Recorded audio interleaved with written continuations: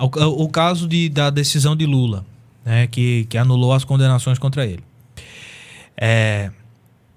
Todo cidadão, toda pessoa, independente do que ela fez, ela precisa ter um julgamento assegurado, um órgão judiciário imparcial e um Ministério Público imparcial. Lula não teve?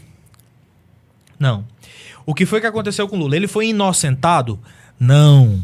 Ele não foi inocentado. Então pode ser preso a qualquer momento? Não, existem alguns processos nos quais ele ainda responde. O que foram anuladas foram as condenações por um vício de origem.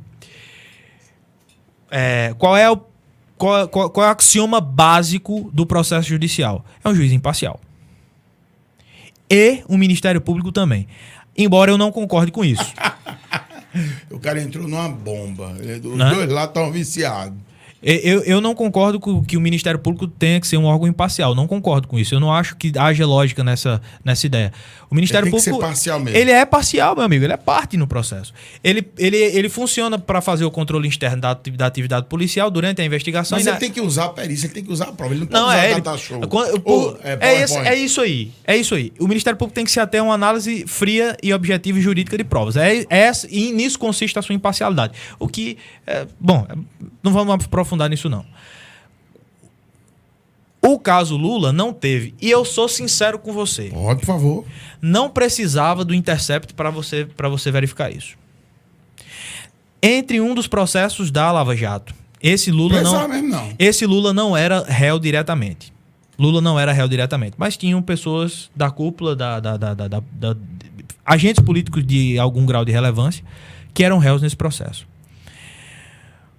O magistrado, à época o Sérgio Moro, acolheu a denúncia, né, recebeu a denúncia, mandou que as defesas fossem citadas para apresentar a primeira manifestação nos autos, que se chama de resposta à acusação. É a primeira manifestação da defesa nos autos.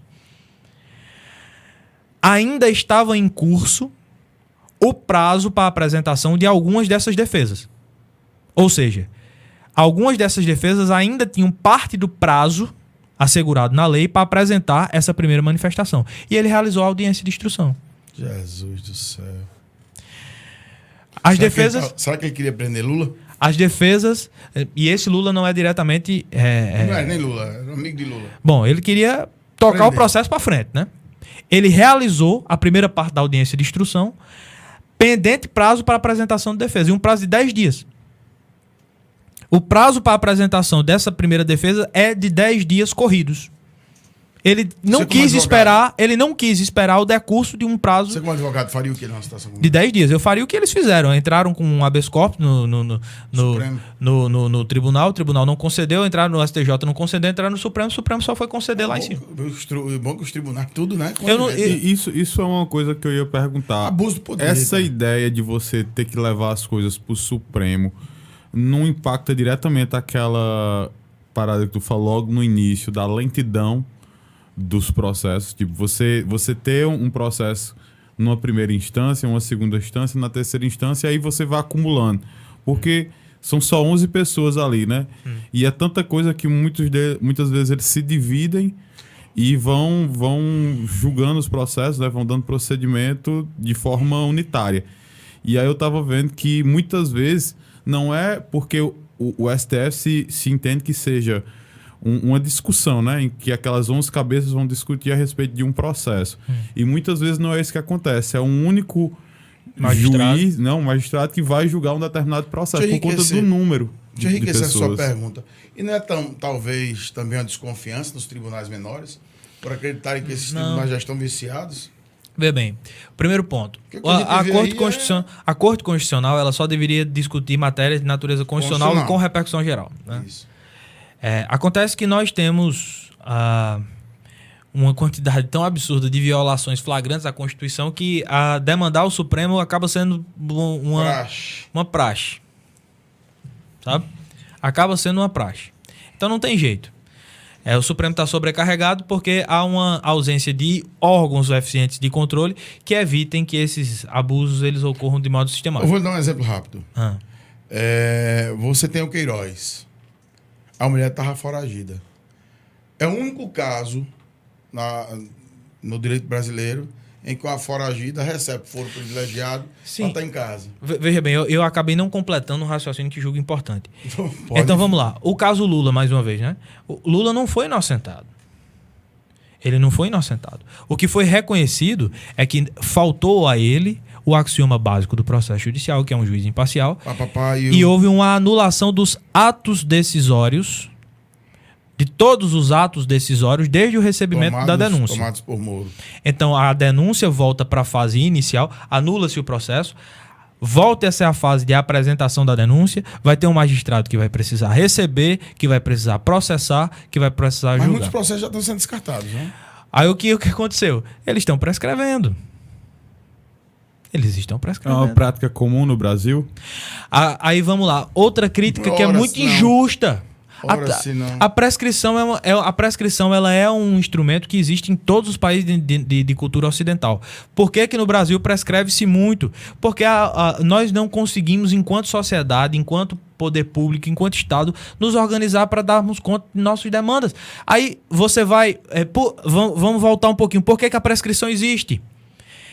A prescrição existe por dois motivos. Incentivar o Estado a ser eficiente, ou seja, dar a ele um prazo para que ele conclua suas tarefas. Mas não tá funcionando. E para evitar que você fique refém, e isso muitas vezes com uso político, de determinados agentes do Estado que vão controlar literalmente tua vida, que vão poder te manter refém de uma situação da qual você nunca vai conseguir se libertar.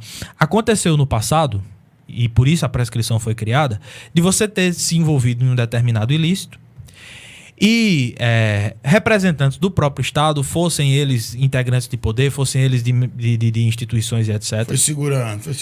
Deixa aqui. Foi segurando. Deixa aqui. Eu não vou agir contra você. Eu vou agir contra você quando for da minha conveniência. Porque eu posso. Bora lá negociar aqui a parada aí. A prescrição surgiu a partir desses pressupostos. Então ela é uma ideia que se alinha à segurança jurídica. E por que que no Brasil se prescreve tanto? Porque, veja bem, falta quem investigue, falta quem denuncie, falta quem processe, falta quem julgue. Aí você não tendo essas pessoas dentro dessa cadeia necessária para um processo cidadão, onde a cidadania seja respeitada, a prescrição ela vai fatalmente ocorrer. E ela é um prazo que ela flui de modo implacável? Não, meu amigo. A lei prevê uma série de fatores interruptivos e suspensivos da prescrição. Por exemplo, você tem um fato que ocorreu aqui. A denúncia foi ofertada, ela foi recebida. No momento que ela é recebida, interrompe-se o prazo prescricional. Ele começa a correr de novo, ele zera a partir daqui. Então o Estado tem um prazo a começar de novo. Quando você evita... Aliás, quando o fato ocorre, e dentro do lapso que a lei prevê para a prescrição, que varia entre 8 a 20 anos, não é sequer ofertada uma denúncia? Mas a denúncia do Lula não deu esse tempo, não. Não, deu do fato. O fato ocorreu lá atrás, como a decisão que recebia a denúncia foi considerada nula, aí o prazo prescricional retroage para o momento do fato. Aí prescreve. Mas tem materialidade? Aí tem que ser julgado, a meu ver, e aqui eu quero deixar muito claro que essa aqui é a minha visão particular dos fatos. Sim, tem. Tinha tudo para que aquele processo, se tivesse sido conduzido por pessoas que fossem comprometidas. Então, mais uma vez, Moro agiu para ele não se candidatar em 2018. Eu sei lá. Eu sei o seguinte. Se ele agiu assim ou não, eu sei que ele como magistrado, fez, né? Ele como magistrado poderia ter se resguardado, poderia ter resguardado o judiciário e não fez. Salve, salve! Curtiu esse corte? Pois é, não esquece de dar aquela força. Se inscreve no nosso canal, ative o sininho e deixe seu joinha. E comente o vídeo com sua opinião. O seu engajamento é muito importante para dar continuidade a esse projeto. Beleza?